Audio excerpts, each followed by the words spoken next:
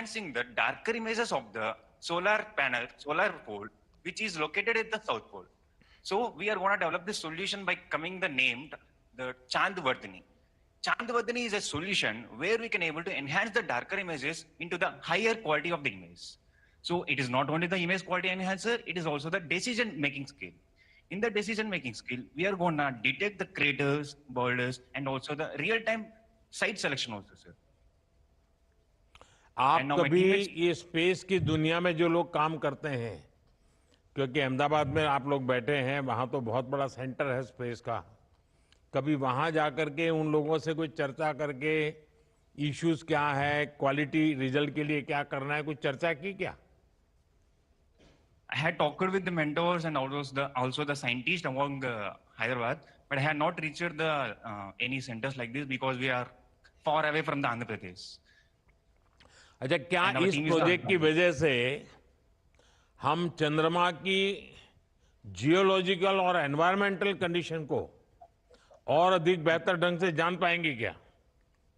Yes, sir. Of course, we can able to detect the geological, uncover hidden features of the geological lunar exploration, sir. Example like we can able to detect the frozen bodies of water bodies, and also we can able to detect the craters and boulders. Boulders is nothing but the bigger stones or as the bigger particles around the moon surface, so that we can able to land the rover very smoothly by detecting these boulders and the craters.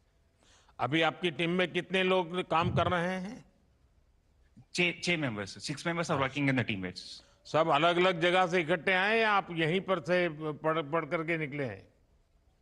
In the problem statement, we had divided the task to all the members. The 3 members are doing the machine learning models, and the 2 members are doing upon the denoising filters for enhancing those images, sir. And now my teammate Sunil will continue the conversation, sir. देखिए, आपने बहुत महत्वपूर्ण विषय को चुना. कुछ कह रहे थे आप नौजवान, कोई और माइक ले रहे थे? Sir, we are from Andhra Pradesh. I don't know Hindi too much. Andhra Garu. Sir. Sorry for the interruption. हाँ, बताइए. Namaste, Pradhan Mantri ji. Namaste. I am Sunil Reddy Sarnala from Andhra Pradesh. We are team CodeBro. We are working on a machine learning model where we can enhance the images from the south pole of the moon.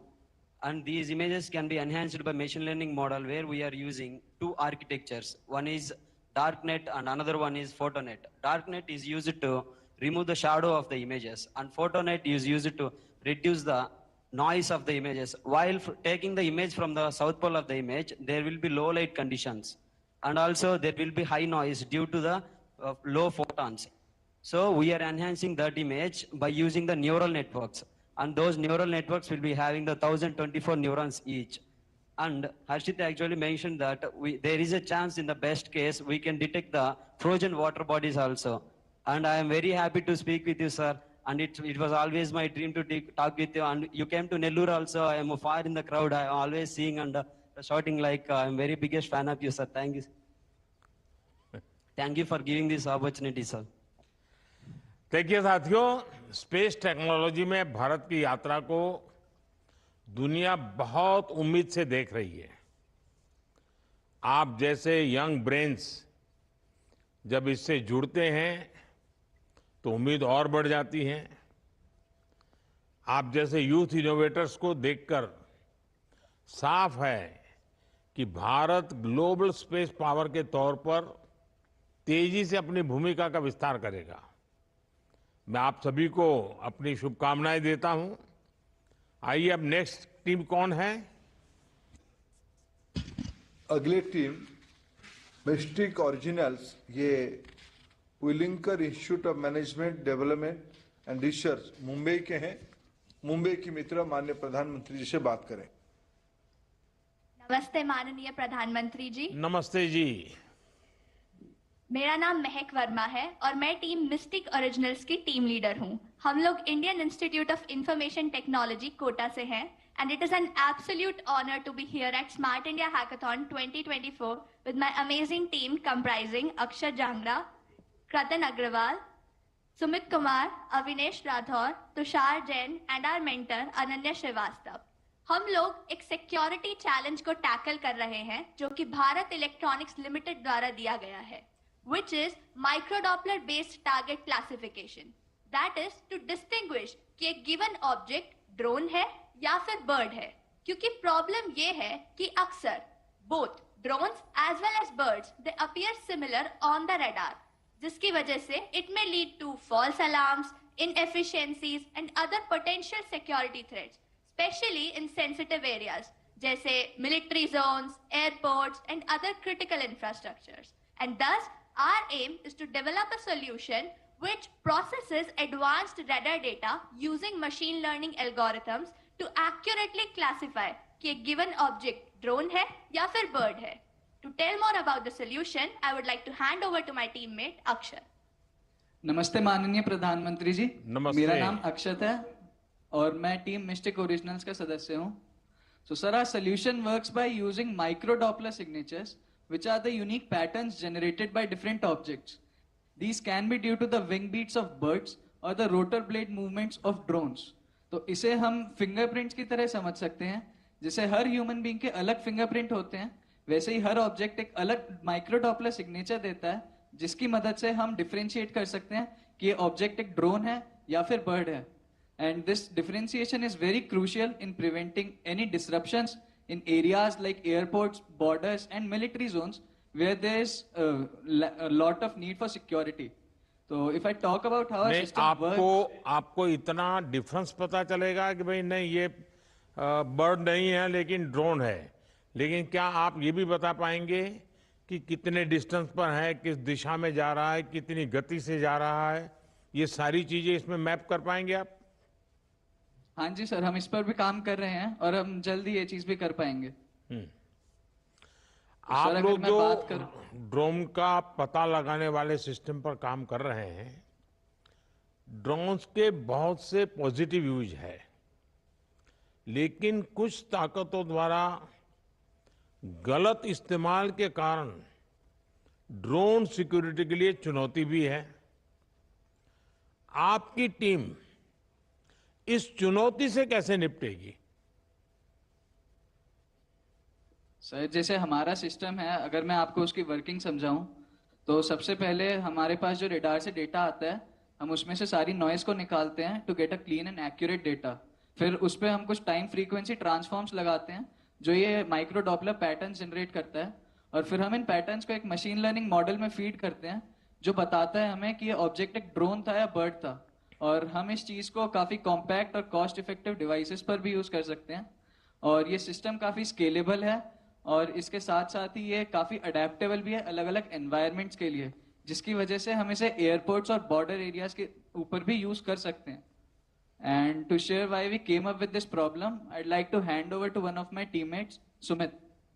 नमस्ते प्रधानमंत्री जी। जी नमस्ते। ये problem statement हमने क्यों choose करी, इसके लिए मैं राजस्थान श्री गंगानगर से आता हूँ। बॉर्डर के काफी पास का एरिया है, तो ड्रोन्स आते जाते ही रहते हैं। पर पुलवामा अटैक के बाद तो ड्रोन्स का आना जाना बहुत ही ज्यादा बढ़ गया। उसके बाद सुबह 4 बजे, रात को 12 बजे कभी भी एंटी ड्रोन सिस्टम स्टार्ट हो जाता और फायरिंग चालू होने लगती। ना उस टाइम पढ़ा जा रहा था, लोग सो नहीं पा रहे थे, बहुत परेशानी आती। उस समय ये दिमाग में बात रही कि इसके लिए कुछ ना कुछ किया जा सकता है। जब इस साल SIS प्रॉब्लम्स आई तो हमारी टीम प्रॉब्लम्स ढूंढ रही थी, तो ये प्रॉब्लम हमारे सामने आई। तब मैंने अपनी टीम को बताया क्यों ना इस चीज के ऊपर कुछ काम किया जाए ताकि हम लोगों की परेशानियों को दूर कर पाए। और आखिरकार हमारी टीम ने इसके ऊपर काम किया और हम ग्रैंड फाइनल में पहुंच पाए। Thank you so much, sir. साथियों, आजकल देश में ड्रोन का अलग अलग सेक्टर्स में बहुत इस्तेमाल हो रहा है। आपने नमो ड्रोन दीदी योजना के बारे में जरूर सुना होगा। ड्रोन आजकल रिमोट एरिया में दवाएं और जरूरी सामान पहुंचाने में इस्तेमाल किया जा रहा है, लेकिन देश के दुश्मन भारत में हथियारों और ड्रग्स की तस्करी में ड्रोन का भरपूर उपयोग कर रहे हैं। ऐसे में मेरे लिए खुशी की बात है कि आप सभी ऐसी चुनौतियों से निपटने के लिए पूरी गंभीरता से काम कर रहे हैं।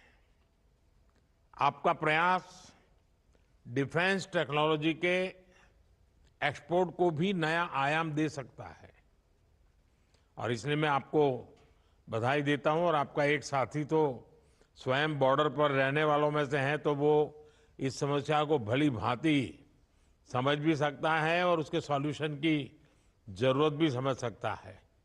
लेकिन इसके कई पहलू होंगे आगे चल करके, और मैं समझता हूं कि बहुत बड़ी मात्रा में काम करना पड़ेगा, क्योंकि जो ड्रोन की दुनिया वाले लोग हैं, जो इस प्रकार के रोग ड्रोन्स को लेकर के दुनिया में बर्बादी का काम कर रहे हैं, वे हर बार नई टेक्नोलॉजी लाएंगे, नए एंट्री पॉइंट ढूंढेंगे, तो हमारे लिए भी चुनौतियां नित्य नई बनती रहेगी। लेकिन आपके प्रयास को मैं बहुत बधाई देता हूं, शुभकामनाएं देता हूं। आइए देखते हैं देश के किस भाग से हम जुड़ने वाले हैं। अब हम बात करेंगे निर्वाणा वन से, जो new horizon college of engineering Bengaluru में बैठे हैं। बेंगलुरु से हम जुड़े। Over to Bengaluru. आवाज नहीं आ रही आपकी, आवाज नहीं आ रही है सर। अब आ रही है क्या? हाँ, अब आया। नमस्ते माननीय प्रधानमंत्री जी। नमस्ते जी। मेरा नाम देव सोनी है और मैं टीम निर्वाणा वन का नेतृत्व कर रहा हूँ। मेरी टीम है आदित्य चौधरी, अशर एजाज, तन्वी बंसल, नमन जैन और सानिध्या मंगलूनिया। सर, हम जयपुर ग्रामीण से बैंगलोर आए हैं मिनिस्ट्री ऑफ जल शक्ति द्वारा दी गई एक बेहद ही जरूरी प्रॉब्लम स्टेटमेंट पे काम करने। इसके रिसर्च में हमें पता चला कि भारत सरकार ने पिछले कुछ सालों में कई एडवांस्ड एफर्ट्स करे हैं रिवर पोल्यूशन को कम करने के लिए और रिवर रिजुविनेशन को इंप्रूव करने के लिए। तो हमने सोचा कि अगर हम एक कॉम्प्रिहेंसिव सिस्टम बनाएं जो रिवर पोल्यूशन मॉनिटरिंग को इंप्रूव करे, उसको और एफिशिएंट बनाए और ओवरऑल रिवर इकोसिस्टम की हेल्थ को इंप्रूव करने के लिए सजेशंस दे, तो हम एक बहुत ही मीनिंगफुल कंट्रीब्यूशन कर सकते हैं। नमस्ते सर। नमस्ते। हमने आइडेंटिफाई किया कि हमारे देश में बहुत से लोगों की आमदनी और जिंदगी नदियों से जुड़ी है और इसीलिए हम उन लोगों की जिंदगी को बेहतर बनाना चाहते हैं और एक पॉजिटिव बदलाव लाना चाहते हैं। हमने इस प्रोजेक्ट के लिए गंगा को चुना क्योंकि वो हमारे इतिहास का एक बहुत ही अहम सांस्कृतिक भूमिका निभाती है और हमारे प्रधानमंत्री जी के दिल के भी बहुत करीब है। हमारी इस प्रोजेक्ट की शुरुआत नमामि गंगे प्रोग्राम और national mission for clean Ganga NMCG के बारे में पढ़कर और रिसर्च करके शुरू हुई। हमने इससे ये आइडेंटिफाई किया कि NMCG के दो बहुत क्लियर ऑब्जेक्टिव्स हैं। पहला, abatement of pollution, that is Ganga में पोल्यूशन की कमी, और दूसरा, conservation and rejuvenation of river Ganga, that is Ganga की क्वालिटी को वापस पहले जैसा बनाना। साथ ही हमने ये भी जाना कि गंगा से रिलेटेड बहुत सारा क्वालिटी डेटा पब्लिकली अवेलेबल किया गया है। इस डेटा से हम काफी प्रभावित हुए और हम बहुत इंस्पायर हुए। हमने सोचा कि अगर हम इस डेटा के बेसिस पे एक डिसीजन सपोर्ट सिस्टम बना सकें जिससे कि गंगा के आसपास रहने वाले लोगों को निर्णय लेने में सहायता मिलेगी, तो उससे उनकी जिंदगी में काफी प्रभाव आ सकता है और उनकी जिंदगी में एक बहुत पॉजिटिव बदलाव आ सकता है। अब सर, गंगा एक बहुत ही विशाल नदी है, तो ये नेसेसरी हो जाता है कि जो भी सिस्टम बनाया जाए वो ट्रूली स्केलेबल हो। इसके लिए हमने एक एडवांस टेक्नोलॉजी का यूज करा है जिसका नाम है फेडरेटेड लर्निंग।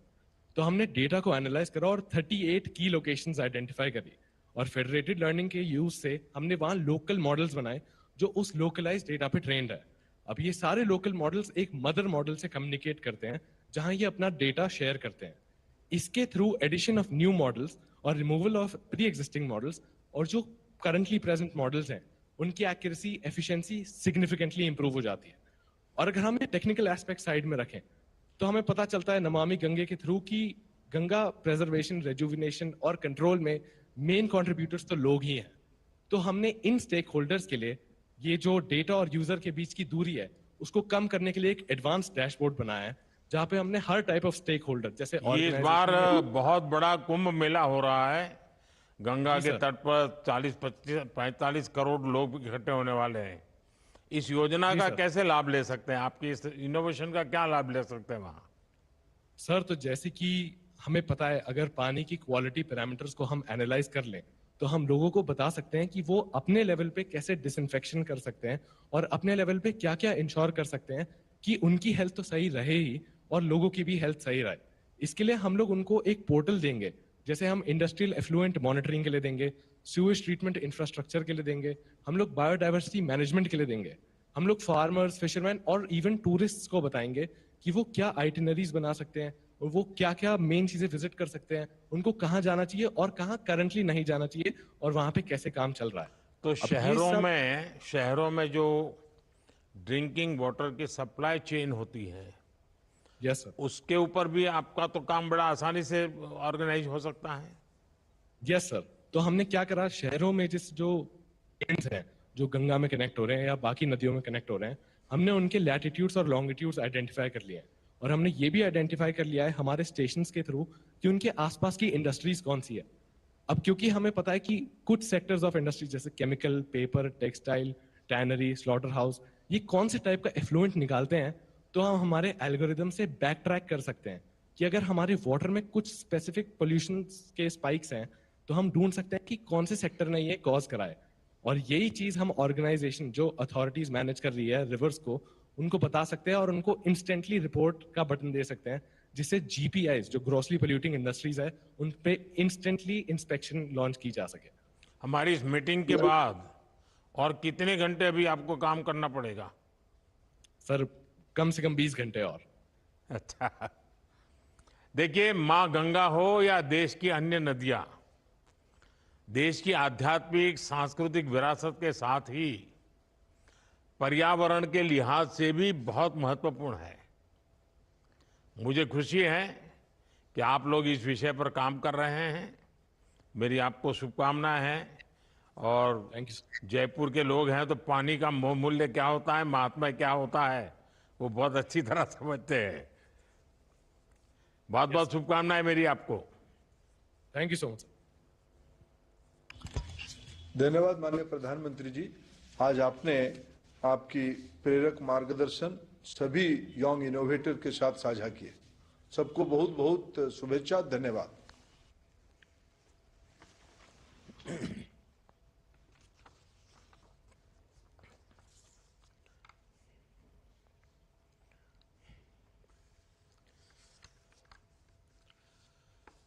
साथियों, आप सभी से बात कर करके बहुत अच्छा लगा।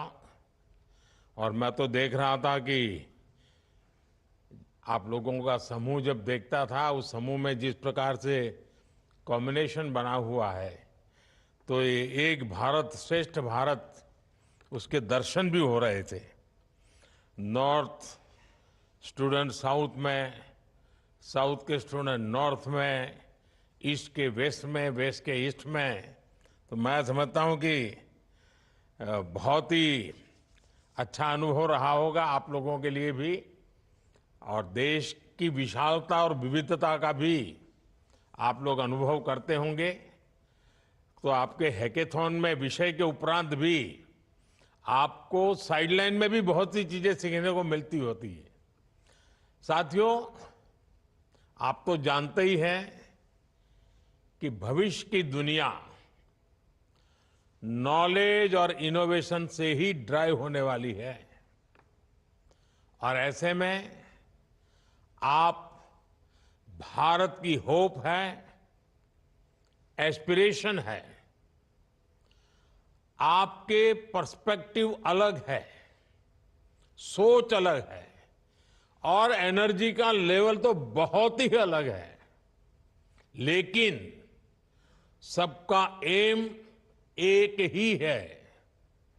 भारत दुनिया का सबसे इनोवेटिव, प्रोग्रेसिव और प्रॉस्परस देश बने। आज दुनिया कह रही है कि भारत की ताकत ये हमारी युवा शक्ति है, हमारा इनोवेटिव यूथ है, हमारी टेक पावर है। भारत की ये ताकत आप सभी में स्मार्ट इंडिया हैकेथॉन में साफ साफ नजर आती है। मुझे खुशी है कि स्मार्ट इंडिया हैकेथॉन भारत के युवाओं को ग्लोबली बेस बनाने का एक बेहतरीन प्लेटफॉर्म बना है। जब से स्मार्ट इंडिया हैकेथॉन शुरू हुआ है, करीब 14 लाख स्टूडेंट्स ने स्मार्ट इंडिया हैकेथॉन में हिस्सा लिया है। इन छात्रों ने 2 लाख टीमें बनाकर करीब 3000 प्रॉब्लम पर काम किया है। 6400 से ज्यादा इंस्टीट्यूशंस, करीब करीब 6500 इंस्टीट्यूशंस इससे जुड़े हैं। इस हैकेथॉन की वजह से सैकड़ों नए स्टार्टअप्स का जन्म हुआ है। और मैंने एक बात और नोट की है, 2017 में 2017 में स्टूडेंट्स की तरफ से 7000 से ज्यादा आइडियाज सबमिट किए गए थे। इस बार इन आइडियाज की संख्या 57,000 से भी ज्यादा हो गई है। From 7,000 to 57,000। ये दिखाता है कि भारत का युवा किस तरह अपने देश की चुनौतियों के समाधान के लिए कमर कस के आगे बढ़ रहा है। साथियों, बीते 7 सालों में जितने भी हैकेथॉन हुए हैं, उनके बहुत सारे सॉल्यूशंस आज देश के लोगों के लिए बहुत उपयोगी सिद्ध हो रहे हैं। कई बड़ी समस्याओं का समाधान इन हैकेथॉन्स ने दिया है। जैसे 2022 के हैकेथॉन में आप जैसे युवाओं की एक टीम ने साइक्लोन की इंटेंसिटी मापने के लिए सिस्टम पर काम किया था। हैकेथॉन में जो सिस्टम डेवलप किया गया, उसे अब इसरो द्वारा डेवलप की गई टेक्नोलॉजी के साथ इंटीग्रेट किया गया है। ये सुनकर आपको भी गर्व होता होगा। 4-5 साल पहले हैकेथॉन में एक और टीम ने एक ऐसा वीडियो जियो टैगिंग ऐप बनाया जिसने डेटा कलेक्शन को बहुत आसान बना दिया है। इसका भी उपयोग अब स्पेस से जुड़ी रिसर्च में किया जा रहा है। हैकेथॉन की एक और टीम ने real time blood managing system पर काम किया था।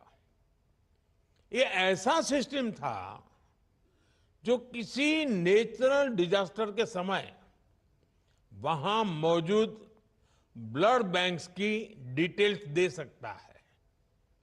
इससे भी आज एनडीआरएफ जैसी एजेंसियों को बहुत मदद मिल रही है। कुछ साल पहले एक और टीम ने दिव्यांग जनों के लिए एक ऐसा प्रोडक्ट बनाया जो उनके जीवन से मुश्किलों को कम करने में मददगार साबित हो रहा है। आज भी हैकेथॉन में हिस्सा ले रहे आप सभी युवाओं के लिए ऐसी सैकड़ों सफल केस स्टडीज प्रेरणा है।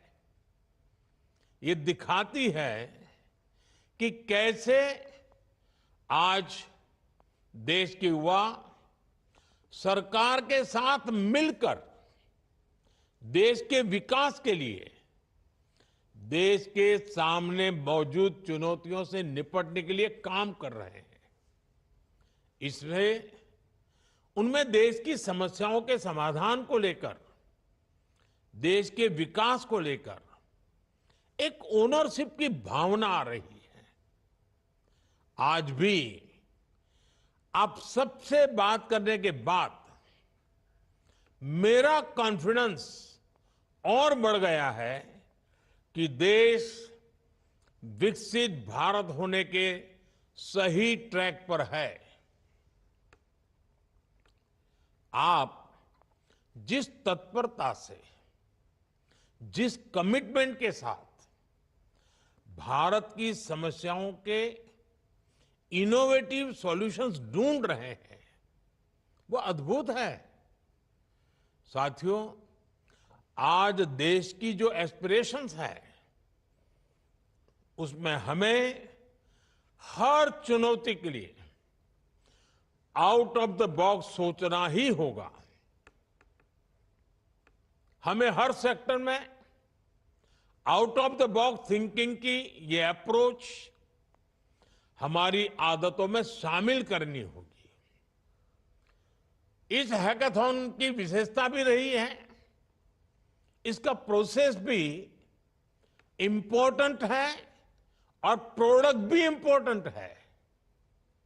एक समय था जब सरकार ही देश की समस्याओं के समाधान का दावा करती थी, लेकिन अब ऐसा नहीं है। आज ऐसे हैकाथॉन के जरिए स्टूडेंट्स, टीचर्स और मेंटर्स को भी इन समाधानों से जोड़ा जा रहा है। ये भारत का नया गवर्नेंस मॉडल है और सबका प्रयास इस मॉडल की प्राण शक्ति है। साथियों, देश के अगले 25 सालों की पीढ़ी भारत की अमृत पीढ़ी है। आप सब पर विकसित भारत के निर्माण की जिम्मेदारी है और हमारी सरकार आज की इस पीढ़ी को हर साधन संसाधन सही समय पर देने के लिए कमिटेड है और हम अलग अलग एज ग्रुप में अलग अलग लेयर्स पर काम कर रहे हैं।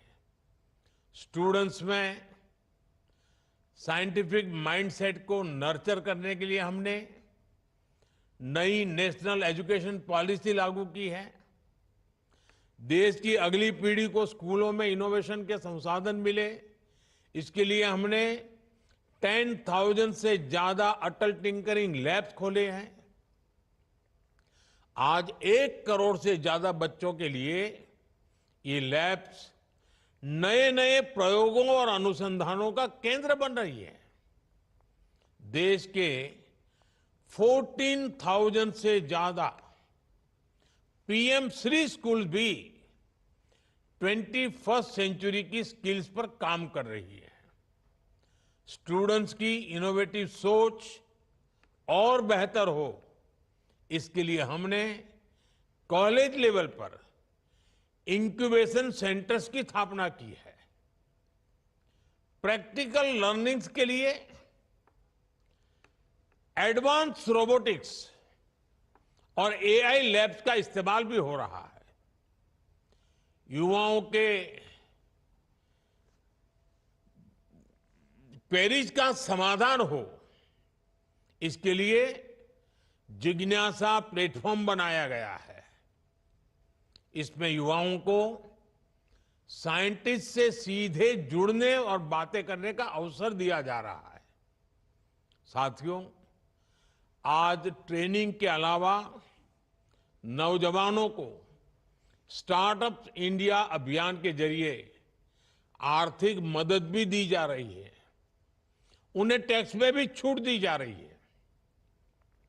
नौजवानों को अपने बिजनेस के लिए 20 लाख रुपए तक के मुद्रा लोन की भी व्यवस्था की गई है। नई कंपनियों के लिए देश भर में टेक्नोलॉजी पार्क और नए आईटी हब बनाए जा रहे हैं। सरकार ने 1 लाख करोड़ रुपए का रिसर्च फंड भी बनाया है। यानी कैरियर के हर स्टेज पर सरकार आप सब नौजवानों के साथ खड़ी है, उनकी जरूरतों के हिसाब से काम कर रही है। ऐसे हैकाथॉन भी हमारे नौजवानों को नए नए अवसर दे रहे हैं और ये सिर्फ कोई औपचारिक सा इवेंट नहीं है, एक स्थायी इंस्टीट्यूशन को इवॉल्व करने की प्रक्रिया है। ये हमारे प्रो पीपल गवर्नेंस मॉडल का हिस्सा है। साथियों, अगर हमें दुनिया की इकोनॉमिक सुपर पावर बनना है तो हमें इकोनॉमी के नए सेक्टर पर खूब काम करना होगा। आज भारत डिजिटल कंटेंट क्रिएशन से गेमिंग तक कई ऐसे सेक्टर्स में आगे बढ़ रहा है जो 10 साल पहले तक बहुत इवॉल्व नहीं हुए थे। आज भारत कैरियर के नए रास्ते भी बना रहा है, युवाओं को नए रास्ते तलाशने और उन पर प्रयोग करने के अवसर भी दे रहा है। युवाओं की क्यूरियोसिटी और कन्विक्शन को समझते हुए सरकार उनके इंटरेस्ट को बढ़ावा दे रही है। सरकार रिफॉर्म्स करके उनके रास्ते से रोड़े हटा रही है। अभी कुछ समय पहले ही पहले नेशनल क्रिएटर्स अवार्ड का आयोजन किया था। इसका उद्देश्य कंटेंट क्रिएटर्स की मेहनत और क्रिएटिविटी को रिकॉग्नाइज करने का था। हमने स्पोर्ट्स को कैरियर चॉइस बनाने के लिए काम किया है। गांव में विलेज लेवल टूर्नामेंट से लेकर ओलंपिक की तैयारी के लिए खेलो इंडिया और टॉप स्कीम को आगे बढ़ाया गया है। National centre of excellence for animation, visual effects, gaming, comics and extended reality का असर भी दिखने लगा है। इसके कारण गेमिंग भी एक प्रॉमिसिंग कैरियर चॉइस बन रही है। साथियों, अभी हाल में एक बहुत बड़ा फैसला सरकार ने किया है। इसकी पूरी दुनिया में प्रशंसा हो रही है। ये फैसला इंटरनेशनल जर्नल्स को लेकर भारत के नौजवानों, भारत के रिसर्चर्स, भारत के इनोवेटर्स को एक्सेस देने का है। वन नेशन वन सब्सक्रिप्शन, ये स्कीम अपने आप में दुनिया की अनूठी स्कीम में से एक है, जिसके तहत सरकार प्रतिष्ठित जर्नल्स की सब्सक्रिप्शन ले रही है ताकि किसी भी जानकारी से भारत का कोई भी युवा वंचित ना रहे। हैकाथॉन में हिस्सा ले रहे आप सभी युवाओं को भी इससे बहुत लाभ होगा। अब सरकार के हर प्रयास का लक्ष्य यही है कि हमारे युवा दुनिया के बेस्ट माइंड्स के साथ कॉम्पीट कर पाए। कभी भी युवा शक्ति को ये ना लगे कि उनके पास किसी सपोर्ट या इंफ्रास्ट्रक्चर का अभाव है। मेरे लिए युवा का विजन ही सरकार का मिशन है और इसलिए सारे मेरे नौजवानों को जो भी चाहिए, सरकार के रूप में हम उस दिशा में हर काम कर रहे हैं। साथियों, आज इस हैकाथॉन से हजारों युवा जुड़े हुए हैं। इसलिए मैं आप सभी को एक और जरूरी मैसेज देना चाहता हूं। आप जानते हैं कि मैंने लाल किले से कहा है कि देश की राजनीति में 1 लाख ऐसे युवाओं को लाऊंगा जिनकी फैमिली से पहले कोई भी राजनीति में ना रहा हो, बिल्कुल फ्रेश ब्लड। ये देश के भविष्य के लिए बहुत जरूरी है। इस काम को करने के लिए अलग अलग तरीके से काम हो रहा है। ऐसा ही एक आयोजन अगले महीने होने जा रहा है। विकसित भारत यंग लीडर्स डायलॉग, इसमें देश भर के करोड़ों नौजवान हिस्सा लेंगे, विकसित भारत के लिए अपने आइडियाज देंगे। जो आइडियाज सिलेक्ट होंगे, जो नौजवान सिलेक्ट होंगे, उनके साथ 11 और 12 जनवरी को स्वामी विवेकानंद जी की जयंती पर दिल्ली में यंग लीडर्स डायलॉग का आयोजन होगा। इसमें देश विदेश के दिग्गज लोगों के साथ मैं भी आप सबको देखने सुनने के लिए आने वाला हूं। आज इस हैकाथॉन से जुड़े सभी युवाओं से भी मेरा आग्रह है, विकसित भारत यंग लीडर्स डायलॉग से भी जरूर जुड़े।